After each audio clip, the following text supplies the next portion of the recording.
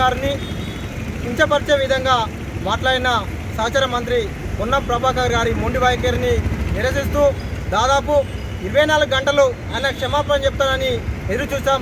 కానీ ఎలాంటి క్షమాపణ చెప్పకుండా వారి నిర్లక్ష్యం వహించడాన్ని నిరసిస్తూ పూర్వశ్రీ పద్మశ్రీ మందకృష్ణ మాది గారి ఆదేశాల మేరకు ఈరోజు జగిత్యాల జిల్లా కేంద్రంలో వారి దిష్టిబొమ్మను దహనం చేయడం జరిగింది. ఇప్పటికైనా వారు బాధ్యులకు మరియు అడ్డూరి లక్ష్మణ్ గారికి క్షమాపణ చెప్పవలసిందిగా మేము డిమాండ్ చేస్తున్నాం. లేని పక్షంలో వారి కార్యాలయాన్ని ముట్టడిస్తామని చెప్పేసి ఎంఆర్పిఎస్ జగిత్యాల జిల్లా పక్షాన నేను డిమాండ్ చేస్తున్నాను.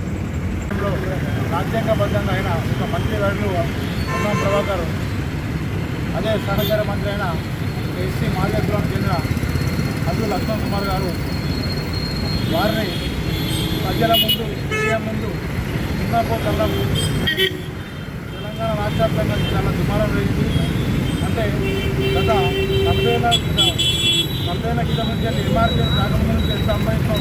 మళ్ళీ ఇప్పుడు ఒక అధికారం ఉన్నా కూడా మమ్మల్ని ఇలా వ్యాఖ్య చూస్తున్న పొన్నం ప్రభాకర్ గారిని వారి ఆఫీస్ ముట్టడించి వారు ఎక్కడ కనిపించినా వారి ప్రజలను ఇవ్వకుండా చేస్తామని మేము హెచ్చరిస్తున్నాము.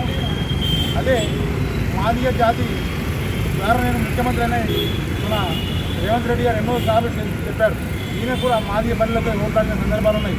ఇలాంటి వ్యక్తిని అనడం తీవ్రంగా ఖండిస్తూ జగిత్యాల జిల్లా ఎంఆర్టీ పక్షాన్ని తీవ్రంగా ఖండిస్తున్నాం. ఎస్సీ ఎస్టీ మరి మైనార్టీ దివ్యాంగ శాఖ మంత్రి అయినటువంటి పెద్దలు అడ్డూరి లక్ష్మణ్ కుమార్ మీద మరి అత్యంత వ్యాఖ్యలు చేసినటువంటి పొన్నం ప్రభాకర్ గారు 24 గంటల్లో క్షమాపణ చెప్పాలని ఎంఆర్పిఎస్ మరి వ్యవస్థాపక అధ్యక్షులు మందకృష్ణ మాది గారు మరి పిలుపు ఇవ్వడం జరిగింది. ఆ పిలుపులో భాగంగా నిన్న మరి ప్రెస్ మీట్ పెట్టి కూడా మేము జిల్లాలో ఉమ్మడి జిల్లా చెప్పడానికి కూడా మరి హెచ్చరించడం జరిగింది. కానీ ఇప్పటి వరకు కూడా మరి క్షమాపణ చెప్పకుండా మరి నాటివేస్తే అదే మొండి వైఖరితో నేను మరి తనను అనలేదు, అడ్డూరి లక్ష్మణ్ కుమార్ గారు అనలేదు అని చెప్పి తప్పించుకునే ప్రయత్నం చేస్తూ ఉన్నారు. ఏదైతే డిప్లీట్స్ మరి అదొక మైనార్టీ శాఖకు సంబంధించినటువంటి మరి అదొక కార్యక్రమం ప్రెస్ మీట్ ఏర్పాటు చేయడం జరిగింది.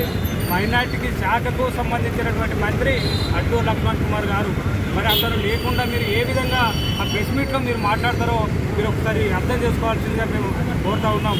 ఇవాళ ఏదైతే అర్ధగంట ముందే టైం షెడ్యూల్ కంటే అర్ధగంట ముందు మీరు వెళ్ళి మరి అక్కడ ఉన్నటువంటి ఆ ఒక జుబ్లీస్ ఇన్ఛార్జ్గా ఉన్నటువంటి మరి వివేక్ గారు ఒక దళిత మంత్రి ఉండి కూడా ఒక దళితుడిని మరి ఏలంగా మాట్లాడినటువంటి ఒక దున్నపోతు పోచడాన్ని నువ్వు ఖండించకుండా నేను అక్కడికి వెళ్ళి వెళ్ళిపోతా అని నువ్వు చెప్పడాన్ని సమాచారం కాక మా యొక్క సోదర మంత్రి అయినటువంటి మీరు మాకు మరి సహకరించకుండా ఇవాళ ఏదైతే మీ కుటుంబానికి మరి మీ నాన్న నుంచి మొదలు పెడితే వివేక్ గారి నాన్న నుంచి మొదలు పెడితే కొడుకు దాకా కూడా మరి ఇదే ధర్మపురి ప్రజలు అదేవిధంగా అడ్డూరి లక్ష్మణ్ కుమార్ గారు ప్రతి ఎన్నికల్లో కూడా మీకు సాయం చేసి మరి గెలిపించినటువంటి సందర్భాలు అనేక ఉన్నాయి. మీకోసం మేము గెలిపిస్తే నీ కొడుకును ఇవాళ మమ్మల్ని అవమాన రీతిలో ఒక దళిత మంత్రిని అవమానిస్తే నువ్వు దాని మీద ఖండించకుండా వెళ్ళిపోవడం అంటే నిజంగా నువ్వు దళితుల మీద ప్రేమ లేదు. ఖచ్చితంగా వివేక్ దీన్ని ఎన్నుకుండి మాట్లాడించినట్టుగా మేము చూస్తూ ఉన్నాం. ఏదైతే పొన్నం ప్రభాకర్ గారు ఇప్పటికి కూడా 24 గంటల్లో మేము అడిగినాం, ఇప్పటికి కూడా మీరు క్షమాపణ చెప్పలేదు అంటే మీకు ఏ విధంగా ఒక కుల వివక్ష ఉందో మాకు కనబడతా ఉంది. ఏది ఏమైనా ఇలా అడ్డూరి లక్ష్మణ్ కుమార్ గారు మరి ఒక ఆవేదనతో చెప్పడం జరిగింది.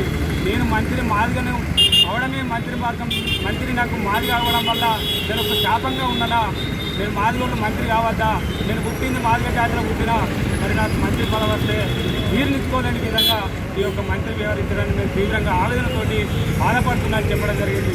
ఇప్పటికైనా మంత్రి గారు ఏదైతే పొన్నం ప్రభాకర్ గారు క్షమాపణ చెప్పకపోతే మరి రాబో రోజుల్లో ఖచ్చితంగా మేము పెద్ద ఎత్తున నిరసన కార్యక్రమాలు చేస్తాం. అడ్డూరి లక్ష్మణ్ కుమార్ గారికి అండగా మాదిగ సమాజం కూడా నిలబడుతుంది.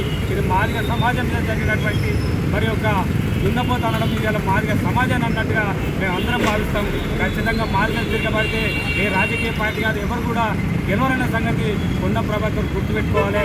ఏదైతే కరీంనగర్లో నువ్వు పోటీ చేయకుండా పారిపోయి నువ్వు హుస్నాబాద్లో పోటీ చేసినావు.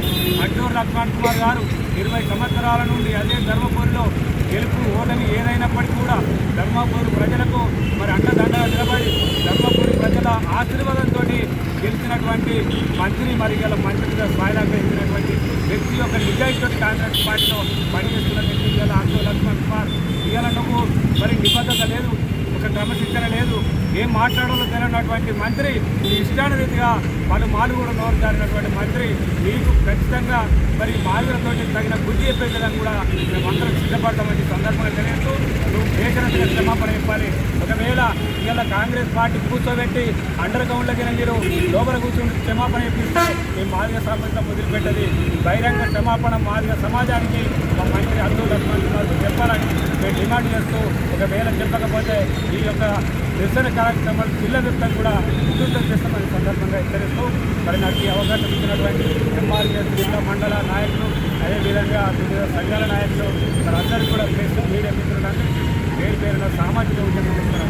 జై మాదిగ, జై మన